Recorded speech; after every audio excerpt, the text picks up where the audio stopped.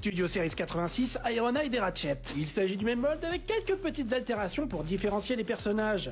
Ils reprennent tous les deux la forme d'un van des années 80, Ironhide devenant le van rouge familial et Ratchet l'ambulance blanche. Les modes véhicules sont relativement grands et surtout très propres, ne laissant transparaître aucune pièce du robot, à part la petite tête là à l'avant, vous la voyez?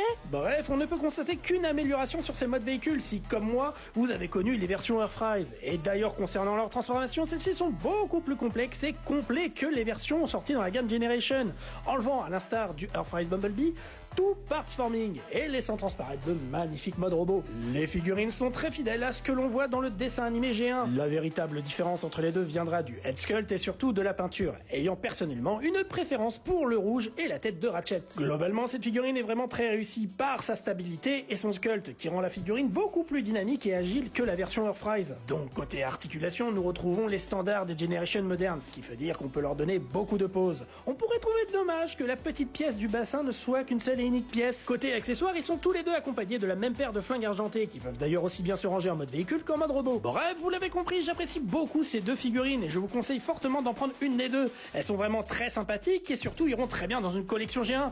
Mais en attendant, n'oublie pas de t'abonner pour ne pas louper de prochaines reviews.